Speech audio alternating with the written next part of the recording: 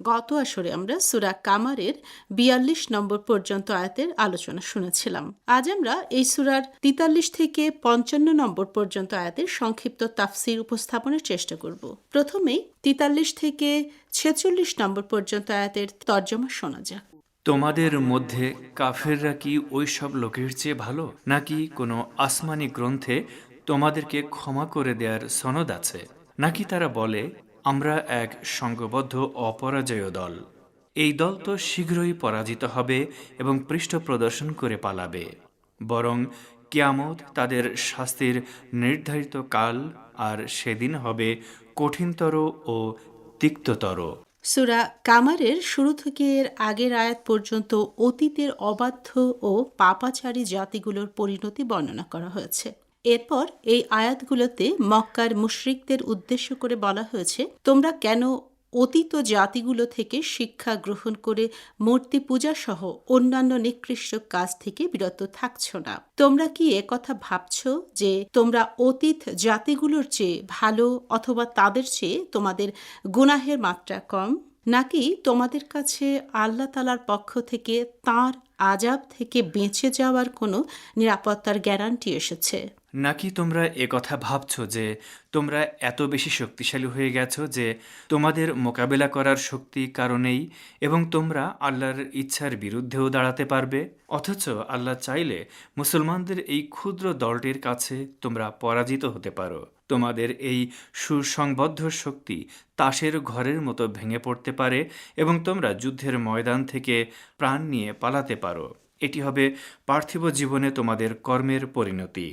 আর নিশ্চয় জেনে রাখো, কেয়ামতের দিন আরও বেশি কঠিন ও দুর্বিষহ শাস্তি তোমাদের জন্য অপেক্ষা করছে। এই ৪ আয়াতের কয়েকটি শিক্ষণীয় বিষয় হচ্ছে: ১. অহংকার মানুষের পতন ও ধ্বংস ডেকে আনে। ২. নিজের বা অপরের শক্তি, সামর্থ্য কিংবা যোগ্যতার উপর যেন আমরা মোটেও ভরসা না করি। এর পরিবর্তে আমাদের উচিত আল্লাহ তাআলার অবিনশ্বর শক্তির প্রতি পরিপূর্ণ নির্ভরশীল থাকা। এবারে সূরা কামারের ৪৭ থেকে ৫০ নম্বর পর্যন্ত আয়াতের তর্জমা শোনা যাক।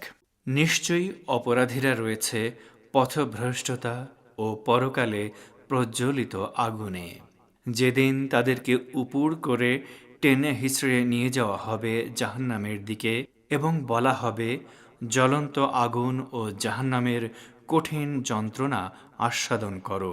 নিশ্চয়ই আমি প্রত্যেক বস্তু সৃষ্টি করেছি নির্ধারিত পরিমাপে।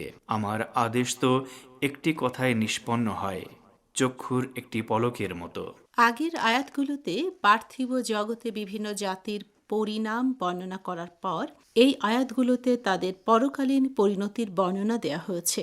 বলা হচ্ছে, পৃথিবীতে তারা সরল ও সঠিক পথের পরিবর্তে ভ্রান্ত পথসমূহ অনুসরণ করেছে। ফলে সারা জীবন তারা গুনাহ ও নাফরমানিতে লিপ্ত থেকেছে।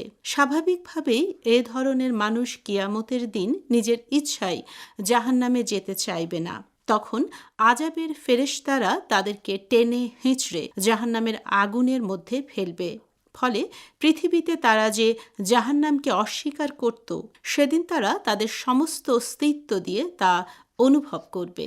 অবশ্য কিছু মানুষ পার্থিব জীবনের গুনাহের সঙ্গে পরকালের কঠিন শাস্তির যোগসূত্র খুঁজে পায় না, বরং আল্লাহ তাআলার এই বিধানকে প্রশ্নবিদ্ধ করে। এ ধরনের সংশয়কারীদের প্রশ্নের উত্তরে পরের আয়াতে বলা হচ্ছে, ঠিক যেভাবে পার্থিব জগতের সকল সৃষ্টি সুনির্দিষ্ট পরিমাণে ও পরিমাপে সৃষ্টি করা হয়েছে, পরকালীন শাস্তিও নির্ধারিত রয়েছে সুনির্দিষ্ট মাত্রা ও পরিমাণে। কাজেই আল্লাহ তাআলা যে বিচার করবেন, সেখানে কারো প্রতি বিন্দুমাত্র জুলুম করা হবে না। এই আয়াতগুলোর শিক্ষণীয় কয়েকটি বিষয় হচ্ছে: ১. পার্থিব জীবনের চলার পথ বেছে নেওয়ার ক্ষেত্রে আমাদেরকে অনেক হিসাব নিকাশ করতে হবে, যাতে আমরা পরকালীন কল্যাণ পেতে পারি।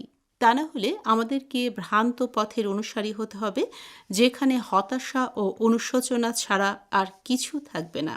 ২. পার্থিব জগতের সকল সৃষ্টি যেমন সুনির্দিষ্ট পরিমাপে ও সুচিন্তিতভাবে সৃষ্টি করা হয়েছে, তেমনি পরকালীন বিচারে পুরস্কার ও শাস্তির বিষয়টিও পুঙ্খানুপুঙ্খ হিসাব করে দেয়া হবে।